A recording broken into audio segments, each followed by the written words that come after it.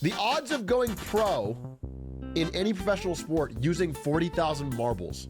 That's interesting. It looks good. I think I started it and wanted to watch it with chat, so I saved it. We will watch this whilst I eat, so let's see.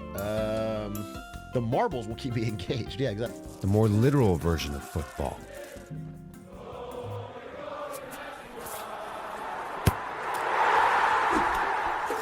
Perhaps the most challenging sport to evaluate, as many countries do not accurately track registrations.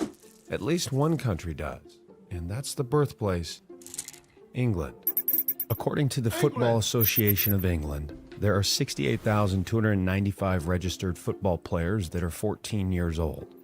Over the last 4 years, 246 English football players made their debuts with the English Premier League. Isn't it a requirement for youth in the UK to at least pretend to themselves that they become a pro footballer? Doesn't every young English boy have to at least try it for a little bit to pretend to just check that box? What many consider to be the top domestic league with the most depth. We'll average that and say there are 61.5 English rookies each year. So, what are the odds of a 14-year-old making it to the top domestic league in England? About 1 in 1,110 will make it to the EPL. What are the odds of making it for the entire English male population? About 1 in every 5,639. Let's head across the pond. That doesn't seem that bad. 1 in 1,000 14-year-olds playing will make it? That's not, I thought that would be... To a game that is played on a frozen pond. Hockey. The first organized hockey game was held in 1875 in Montreal. Today, over 452,000 Canadians are registered on organized teams. Hockey is clearly the most popular sport for our brothers to the north, and fortunately, Hockey Canada provides wonderful data for youth registrations. Similar to football in England, hockey in Canada is ideal given the unlikelihood of other sports to cannibalize the best athletes. If we break this down to a single youth year, a little more than 30,000 14-year-olds are playing hockey in Canada, who is also responsible for the most NHL players, 295 on opening night. About 120 rookies make their NHL debut every year, so if we apply this Canadian weight of 41.7%, that means roughly 50 of them will be Canadian on average each year. So, what are the odds of making it to the show? At least if you're Canadian? About 1 in 613 if you're playing youth hockey. That's not that bad. We look at all 14. That's not that bad. If you are a youth hockey player in Canada, you have a 1 in 600 shot of going pro. I mean, it's, you know, it's still, the odds aren't good. You are likely not going to make it, but it's not as... 18-year-old males. Those odds are about 1 in every 4,371. How about America's pastime? Baseball. There are nearly 9 million high school males in the U.S. The United States has clean data on high school sports participation, so we know this past year, a little over 478,000 of these boys played baseball. Like, what these odds are not taking into account is that we're all the main character. We all are the main character, so we'll win. Do you know what I'm saying? Like, if we want to play one of these sports, like, it's going to work out because we will get picked out of the 600. So it's really not, it's not, you have to worry about it. Jumping to the MLB, 72.2% of opening day rosters were from the U.S. We will weight this percentage against the 239 players that make their debuts each year and multiply that number by 4 since we sampled 4 years of high school. So, just how many make it to the bigs? About 1 in every 693 high school baseball players will make it to the MLB. For all American males, 1 in every 13,026 will make it to the MLB. Now to the less literal, but more lucrative version of football. What are the odds of making it to the NFL? The most spectacular showcase the league has to offer. Football is the most popular high school sport for males in the United States. Between all forms of American football, over 1 million high schoolers play. Since you can't go to the NFL out of high school, probably for good reason, just for fun, let's look at how many of these will play college football. 77,204 will play some level of NCAA football. 228 rookies played in a game last year, and 96.3% of the league is American. Thus, we'll say 220 are from the United States. Damn, we're so good at football. And it is called football. It's crazy how everyone likes football around the globe, but only we have the real football, and we're the best at it 96%, 96.3%. Like, there's like no non-American football players because they don't have the fucking mental or physical acuity to be the best at the greatest sport. The other football involves the foot too much. Exactly. You can't call it football if it's all about using your feet. It's too tacky and on the nose. Have a little class. You need to focus more on the ball. United States per year on average. So, what are the odds of making it to the most valuable league in the world? 1 in every 1,211 high school football players will make it to the NFL. Looking at all males, 1 in every 10,117 will make it to the NFL. How about the newest major team sport? The one that started in a PE class a little over 100 years ago.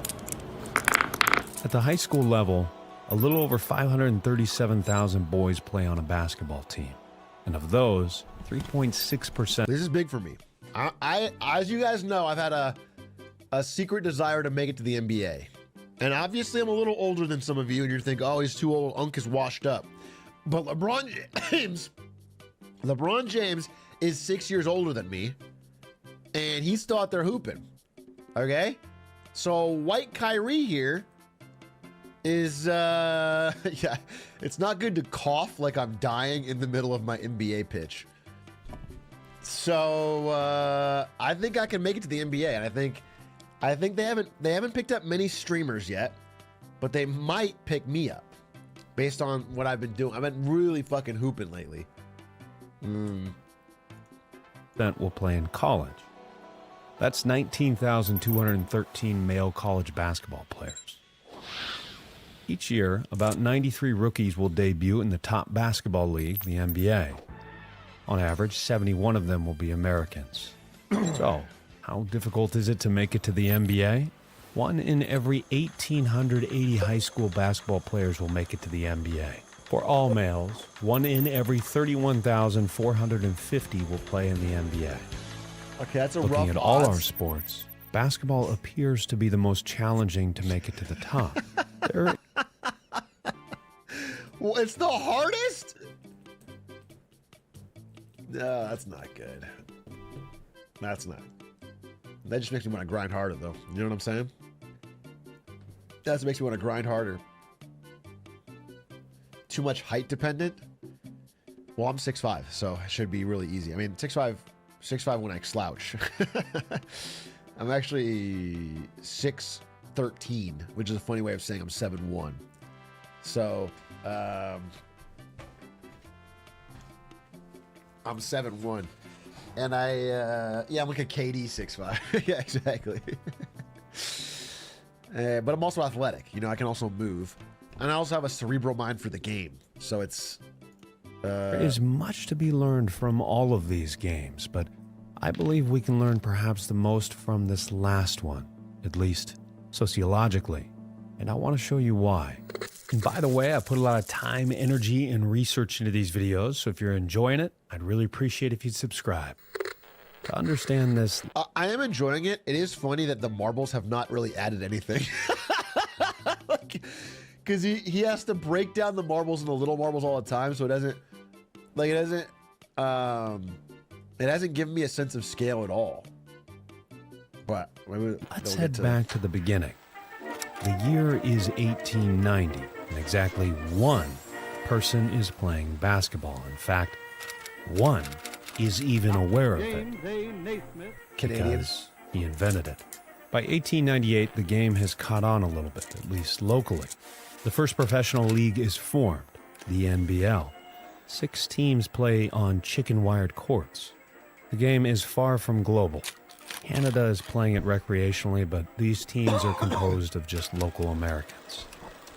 Throughout the next few decades, the professional leagues struggled to stay afloat. Can you imagine if we had, because basketball started in Canada. Did hockey start in Canada? It's just so funny the way it played out where Canada's really good at hockey. Because what if we lived in a world where all of the best basketball players were Canadian?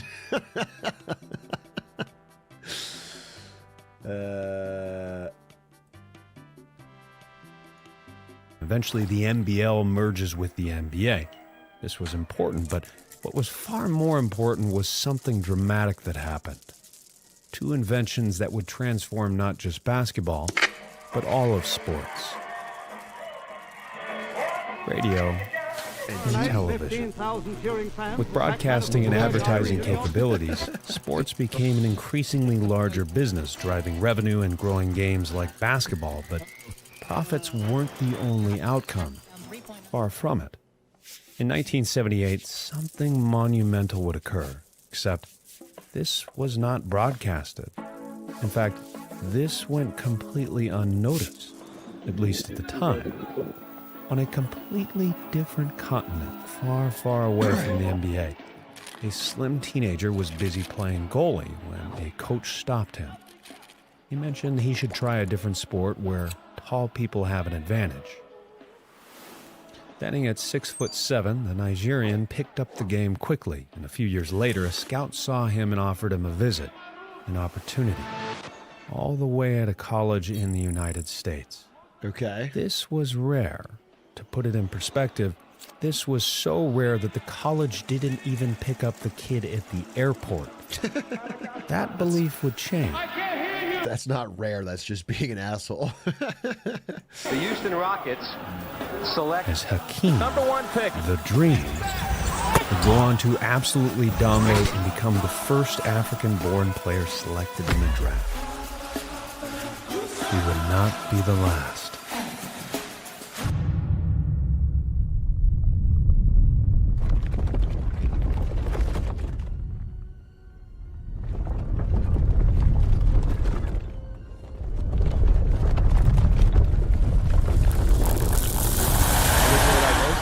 Hakeem Olajuwon, legendary basketball player.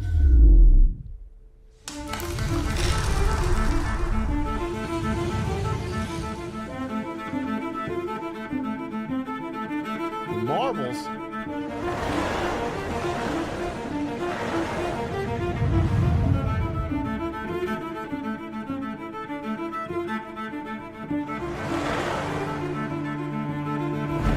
These marbles are marbling. Does anyone else think these marbles look tasty? You'd think I'm pausing to make fun of you, but I will say this. They should make a candy that looks exactly like marbles. Because I think you're right. I think marbles do have a thing where they look tasty. Now, you shouldn't eat marbles. I think that needs to be said. Jawbreakers, kind of. But they don't have that shininess, that glassiness. I'm thinking more, like a Jawbreaker is... I mean, it's a jawbreaker. It's not that fun to eat. I'm thinking about almost like a gummy. Like a circular gummy that you can just pop in a bunch of. Do you know what I'm saying?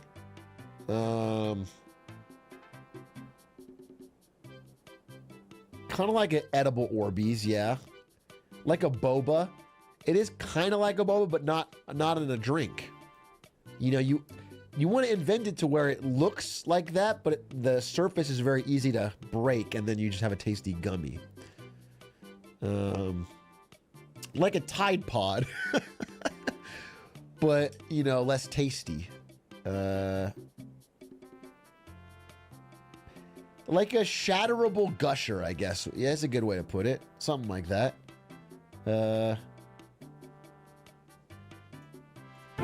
Less tasty? Yeah, less tasty.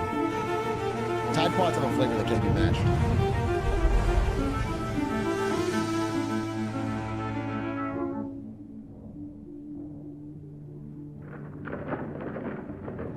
A clear M&M. Well, Yes. A clear M&M, but with a marble filling on the ends. Like it looks like, and it's that, yes. Now you're cooking. Something like that. Not chocolate, though.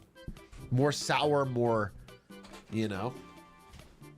Yeah, like a clear Skittle. A clear Skittle, but bigger. Holy fuck, dude. This is like, actually sounds really good. welcome to Regal Cinemas.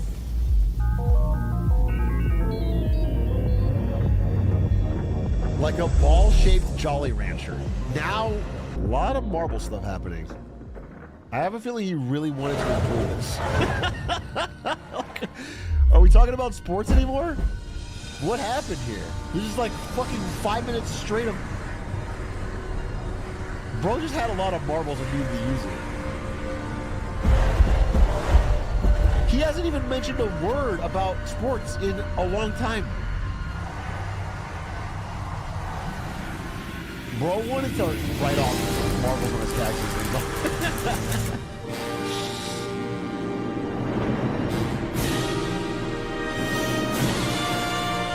And the whole thing started with a couple of peach baskets. This is Solomon Alabi. Like Hakeem, he played in the NBA. Like Hakeem, he is from Nigeria. And like Hakeem, he is tall. Yeah, he's tall. Really tall. How tall? And just like Hakeem, he grew up playing football. Were you a soccer player first? Yes. The only basketball court they had wasn't really a court.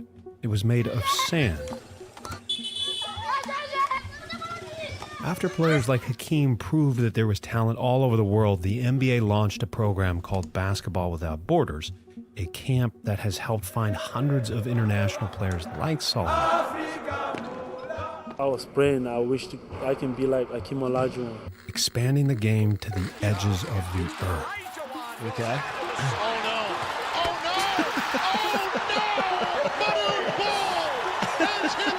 Fucking bonus, bro. Select Arvydas Sabonis of the Soviet Union. Rick Smits of Maine. Dikembe Mutombo from Georgetown University. Michael Olowokandi. Dirk Nowitzki from Würzburg. Dirk! Luol Deng from Giannis Antetokounmpo. Joel Embiid. Nikola Jokic. Jokic! Luka Doncic. Luka! With the first pick in the 2023 NBA Draft, Wemby! the San Antonio Spurs select Victor Wembanyama from Nanterre, France. However, one might notice something interesting when looking at NBA players that grew up outside of North America. They are largely tall. NBA tall. Solo tall. Just look at the top 30 players everybody that in the NBA weren't tall? born in North America last year. Only one, Luka Doncic, was a guard, and he's 6'7", far from the traditional guard. Furthermore, for the top 32 point guards last year, 29 were from the United States and 2 were from Canada. Only one grew up in a different country, Luka. Why aren't we seeing more solos at shorter positions? What's convenient about height is how straightforward of a measurement it is. And this is where basketball... So is his point that we only pick non-Americans when they're fucking freakishly tall? We prefer Americans, but if we have... Okay, interesting.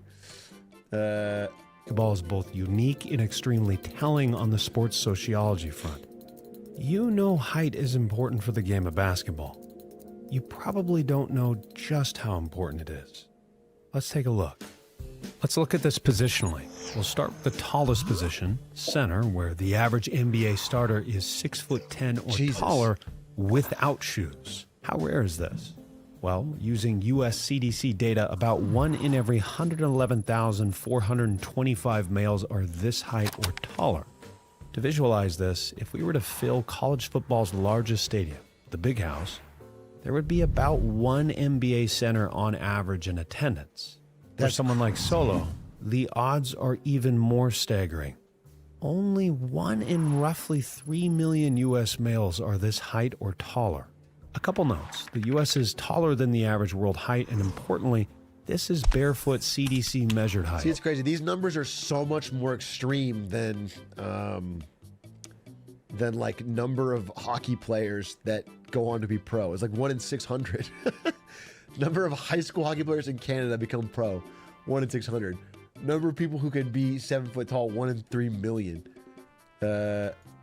Not someone's self-reported height. Believe it or not, we tend to exaggerate this. At least males do. We'll look at each position per 100,000 I don't males. exaggerate my height. At our next position, 6'6". power forward, where the average barefoot height ranges from 6'7" to 6'10" for our starters, you'd expect to see about 51 or 52 men per 100,000. At small forward, you would see about 411 males between 6'5" and 6'7". Moving to shooting guard, where the average NBA height was 6'3" to 6'4", you would expect to see 2,240 men this height. And what about our final position? Point guard. This is Rob. I played with Rob in college. Rob is a D1 point guard. He is very good, 5'10". He's taller than the average American male. But in basketball, Dude, he looks so short. he is one of many. The average NBA point guard was 6'2" without shoes, and since a 5'10" guy can't exactly apply to be a power forward or center, that means Rob is competing with, well, over 97% of the population. Of the 100,000 on attendance at the Big House, 97,295 of them would be competing for one position. So if you're a 6'2" or shorter high school hoops player in the U.S., about 1 in every 9,206 of you Dude, it's so will funny. make it. So I was trying to get better at basketball. Now I'm a master, so I don't need to anymore. But I was like watching random TikToks and YouTube videos like on basketball practice. But the target market for those is always like high school kids who are grinding to get on the team or to make varsity or whatever. It's not for me, you know. It's not. There's not many people who are like in their mid 30s. Let's pick up basketball. It's just not. It's not that common. So I'm watching these, and there was one called Brutally Honest Advice on How to Get Better at Basketball. And this guy sits down and looks to the camera and he's like, hey, some of you need to know this. If you aren't 6'2", you're not going to make the NBA.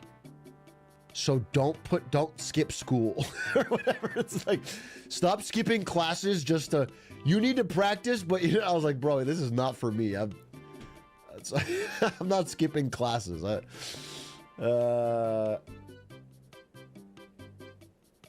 was just funny. To the NBA. Margin for making it to the NBA is razor thin at any position. The margin for making it as a point guard is thinner, nearing the getting struck by lightning odds. Thinner. This explains something that is often wrongfully discussed. Why are there so many good guards? Or rather, why are there so few good centers? There's Jokic and Embiid, a sharp cliff, then a few solid players. Then the Mariana Trench. And then everybody else. Despite a male population of 4 billion, there are so few that fit the center mold, we find a small sample size, which often leads to an increase in variance. But this doesn't explain why we don't see more international guards in the NBA. Clearly, there are far more people in the world than there are in the U.S. Where are they? Here's something to think about. Would Ronaldo be kicking a ball if he was born in the U.S.? Would Kyrie and Fox still be point guards if they were born in Brazil? Probably not. The more average athletes, at least in terms of height, because you have to practice when you're choosing young. their cultural sports. For most of the world, that sport is football. You know what we should do? We should do like the Jedi do in Star Wars lore, where American NBA executives should travel the globe and steal children who are 7 foot tall and then train them in an academy from when they're young to play for the NBA. Okay? Well, you have to test their metachlorian so you know they're going to be 7 foot tall, because they're not going to be 7 foot tall yet. Okay? So it's got to be like a metachlorian counts. And then once you find out they're going to be 7 foot tall, you take them from their families and you make them play basketball all day. That is what the Jedi do, and I think that would work.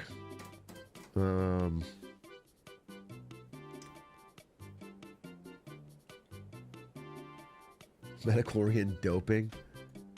Liars like Hakeem and Solo, even if they started playing football, they're getting pulled aside and nudged with a, hey, I think you should try this.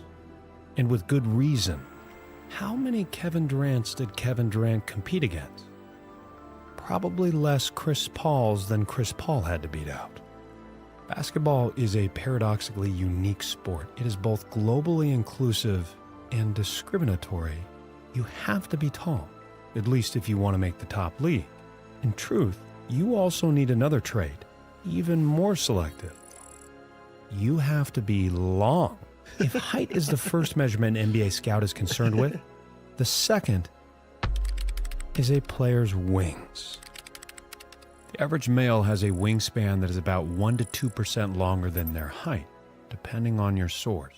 The average NBA player, their wingspan is 6.3% longer than their height. Interesting. For reference, my wingspan ratio is normal.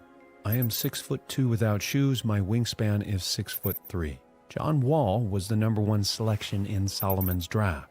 However, his wingspan is 6'9¼ It's just long ass arms. meaning he plays more like a 6'6" regular human.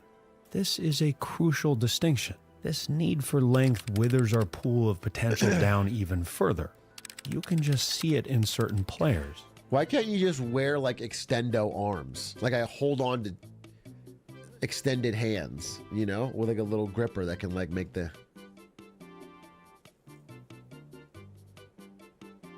Like a Dr. Octopus type. Yeah, exactly. And I have stilts. If we allowed that, we would democratize access to the NBA. Then you could be any height. It'd just be about skill. You know? Inspector Gadget ask. Yeah.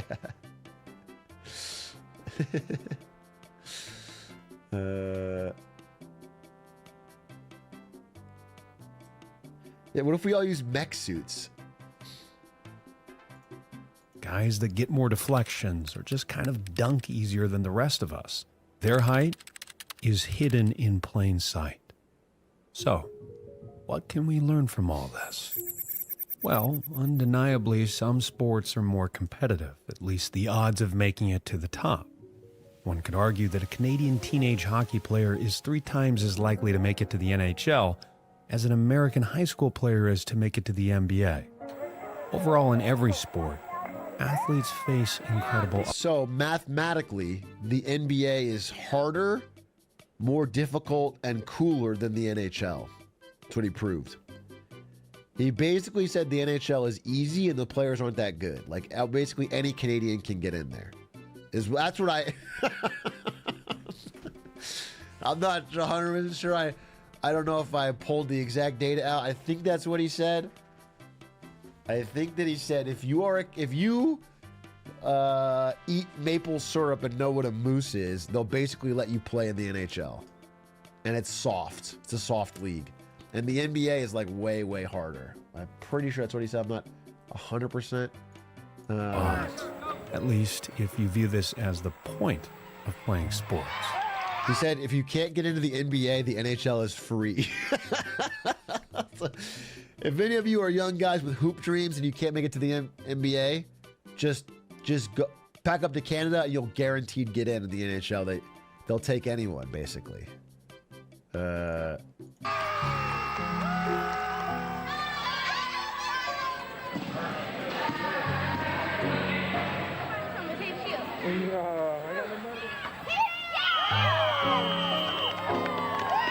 was worried this would dissuade me, but now I'm more confident than ever that I, a 33-year-old man, can be in the NBA and playing alongside LeBron. If Bronny James can do it, so can I. Do you know what I'm saying? So I am going to keep practicing. I'm going to keep spending money. I'm going to hire coaches. I'm going to start traveling. And I will do it. I'll be in the NBA. I'll get the extendo arms made. I'll get the mech suit made.